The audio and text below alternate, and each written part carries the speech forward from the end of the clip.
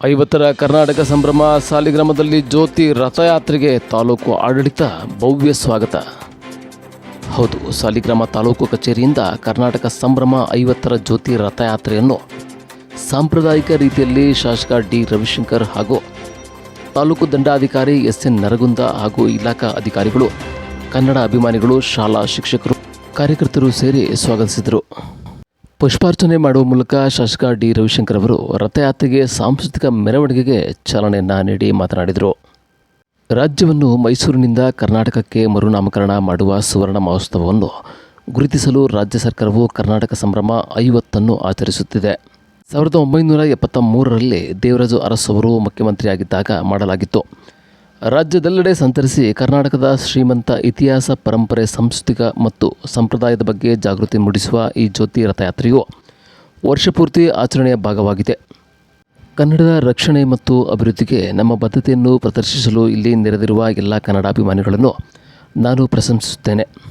ಕನ್ನಡ ನಾಡು ನುಡಿ ಎಂದು ಬಂದಾಗ ನಾವೆಲ್ಲರೂ ಒಗ್ಗೂಡಿ ಸಾಗಬೇಕಾಗಿದೆ ಎಂದರು.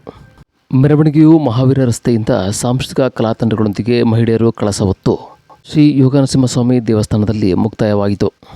ಎಲ್ಲ ಇಲಾಖೆಯ ಅಧಿಕಾರಿಗಳು, ಸಿಬ್ಬಂದಿಗಳು, ಸಂಘಟನೆಗಳು, ಜನಪ್ರತಿನಿಧಿಗಳು, ಶಾಲಾ ಮಕ್ಕಳು, ಸಾಹಿತಿಗಳು, ಹೋರಾಟಗಾರರು ಸೇರಿದಂತೆ ಕಾರ್ಯಕರ್ತರು ನೂರಾರು ಜನ ಕನ್ನಡ ಗೀತೆಗಳಿಗೆ ಕುಣಿದು ಕುಪ್ಪಳಿಸಿದರು. ಆರ್ಜಿ ನ್ಯೂಸ್ ಬಸವರಾಜು, ಸಾಲಿಗ್ರಾಮ.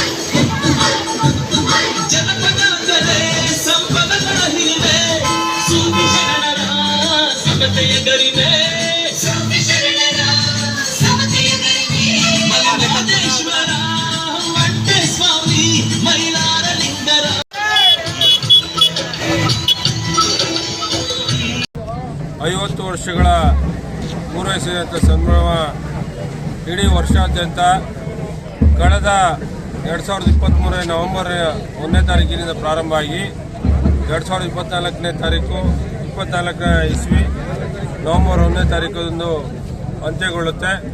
ಆ ನಿಟ್ಟಿನಲ್ಲಿ ಇವತ್ತು ಇಡೀ ರಾಜ್ಯದ ಉದ್ದಗಲಕ್ಕೂ ಕೂಡ ನಮ್ಮ ಕನ್ನಡದ ತೇರನ್ನು, ಕನ್ನಡದ ರಥವನ್ನು ಪ್ರತಿಯೊಂದು ತಾಲೂಕಿಗೆ ಹೋಗಿ ಪ್ರಮುಖ ಬೀದಿಗಳಿಗೆ, ಹಳ್ಳಿಗಳಿಗೆ ಭೇಟಿಯನ್ನು ಕೊಟ್ಟು ಕನ್ನಡದ ಕಂಪನ್ನು ಹರಡಿಸುವಂಥ ನಿಟ್ಟಿನಲ್ಲಿ ಇವತ್ತು ನಮ್ಮ ರಾಜ್ಯ ಸರ್ಕಾರದ ಮುಖ್ಯಮಂತ್ರಿಗಳಾಗಿರ್ತಕ್ಕಂಥ ಸನ್ಮಾನ್ಯ ಸಿದ್ದರಾಮಯ್ಯ ಸಾಹೇಬರು, ಉಪಮುಖ್ಯಮಂತ್ರಿಗಳಾಗಿರ್ತಕ್ಕಂಥ ಸನ್ಮಾನ್ಯ ಡಿ ಕೆ ಶಿವಕುಮಾರ್ ಸಾಹೇಬರು, ಅದೇ ರೀತಿಯಲ್ಲಿ ಕನ್ನಡ ಮತ್ತು ಸಂಸ್ಕೃತಿ ಇಲಾಖೆಯ ಸಚಿವರಾಗಿರ್ತಕ್ಕಂಥ ಶಿವರಾಜ್ ತಂಗಡಗಿ ಸಾಹೇಬರು ನೇತೃತ್ವದಲ್ಲಿ ನಮ್ಮ ಕರ್ನಾಟಕ ರಾಜ್ಯ ಸರ್ಕಾರ ತೀರ್ಮಾನಗೊಂಡಿತ್ತು.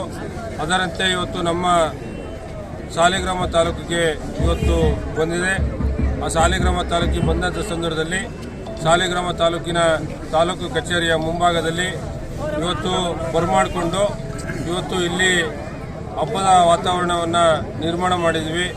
ಇದರ ಉದ್ದೇಶ ಇಷ್ಟೇ, ಕನ್ನಡದ ಕಂಪನ್ನು ಸಾರಬೇಕು, ಕನ್ನಡದ ನೆಲ, ಜಲ, ಭಾಷೆಗೆ ನಾವು ಗೌರವವನ್ನು ಕೊಡುವಂಥ ನಿಟ್ಟಿನಲ್ಲಿ ಮಾಡಬೇಕು ಅಂತಕ್ಕಂಥ ನಿಟ್ಟಿನಲ್ಲಿ ಇವತ್ತು ಈ ಕಾರ್ಯಕ್ರಮಗಳನ್ನು ಮಾಡ್ತಾ ಇದ್ದೀವಿ. ಇದು ನಮ್ಮ ಒಂದು ಹೆಮ್ಮೆಯ ಸಂಕೇತ, ಪ್ರಗತಿಯ ಸಂಕೇತ ಅಂತಕ್ಕಂಥ ಮಾತನ್ನು ನಾನು ಈ ಸಂದರ್ಭದಲ್ಲಿ ಹೇಳೋದಕ್ಕೆ ಇಷ್ಟಪಡ್ತಾ ಇದ್ದೇನೆ.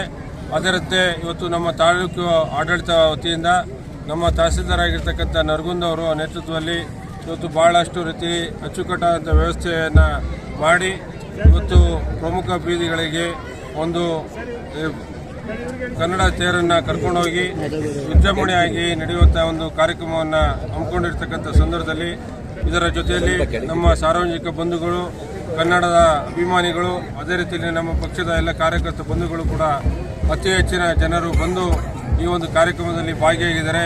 ಜೊತೆಗೆ ನಮ್ಮ ತಾಲೂಕು ಮಟ್ಟದ ಎಲ್ಲ ಅಧಿಕಾರಿ ವರ್ಗದವರು ಕೂಡ ಬಂದು ಈ ಕಾರ್ಯಕ್ರಮವನ್ನು ಅತ್ಯಂತ ಯಶಸ್ವಿಯನ್ನಾಗಿ ಮಾಡಿಕೊಟ್ಟಿದ್ದಾರೆ. ನಾನು ಈ ಸಂದರ್ಭದಲ್ಲಿ ಸಮಸ್ತ ನಮ್ಮ ಕೃಷ್ಣರಾಜನಗರ ವಿಧಾನಸಭಾ ಕ್ಷೇತ್ರದ ಸಾಲಿಗ್ರಾಮ ತಾಲೂಕು ಮತ್ತು KNR ತಾಲೂಕು ಎರಡೂ ತಾಲೂಕಿನ ಎಲ್ಲ ಕನ್ನಡದ ಅಭಿಮಾನಿಗಳಿಗೆ ನಾನು ಈ ಸಂದರ್ಭದಲ್ಲಿ ಶುಭವನ್ನು ಕೋರಲಿಕ್ಕೆ ಬಯಸ್ತಾ ಇದ್ದೇನೆ.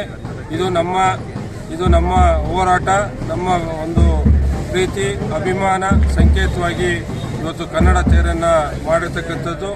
ಕನ್ನಡ ಪ್ರತಿಯೊಂದು ಮನೆಯಲ್ಲೂ ಕೂಡ ಕಂಪನ್ನು ಬೀಸಬೇಕು, ಪ್ರತಿಯೊಂದು ಕಡೆ ಕೂಡ ಕನ್ನಡದ ಬಾವುಟ ರಾರಾಜಿಸಬೇಕು ಅಂತಕ್ಕಂಥ ನಿಟ್ಟಿನಲ್ಲಿ ಇವತ್ತು ಆಡಳಿತದಲ್ಲೂ ಕನ್ನಡ, ಭಾಷೆಯಲ್ಲೂ ಕನ್ನಡ, ನಾವು ಉಸಿರಾಡುವಂಥದ್ದು ಕನ್ನಡ, ನಮ್ಮ ಕುಡಿಯುವ ನೀರು ಕೂಡ ಕನ್ನಡ ಅಂತಕ್ಕಂಥ ಮಾತನ್ನು ಈ ಸಂದರ್ಭದಲ್ಲಿ ಹೇಳೋದಕ್ಕೆ ಇಷ್ಟಪಡ್ತಾ, ನಾವೆಲ್ಲರೂ ಕೂಡ ಕರ್ನಾಟಕದ ಹೆಮ್ಮೆಯ ಮಕ್ಕಳು, ಕರ್ನಾಟಕದ ಕೀರ್ತಿ ಪತಾಕೆಯನ್ನು ಉತ್ತುಂಗಕ್ಕೆ ಆರಿಸುವಂಥ ನಿಟ್ಟಿನಲ್ಲಿ ನೀವೆಲ್ಲ ಸೇರಿ ಶ್ರಮಿಸೋಣ ಅಂತಕ್ಕಂಥ ಮಾತನ್ನು ಈ ಸಂದರ್ಭದಲ್ಲಿ ಹೇಳಿ ಎಲ್ಲರಿಗೂ ಶುಭವಾಗಲಿ ಅಂತಕ್ಕಂಥ ಮಾತನ್ನು ಈ ಸಂದರ್ಭದಲ್ಲಿ ಹೇಳ್ತಾ, ಅದೇ ರೀತಿಯಲ್ಲಿ ಇವತ್ತು ಸೆಪ್ಟೆಂಬರ್ 5ನೇ ತಾರೀಕು ನಮ್ಮ ಶಿಕ್ಷಕರ ದಿನಾಚರಣೆ ಕೂಡ ಅಂಗವಾಗಿ ನಾವು ಸಮಸ್ತ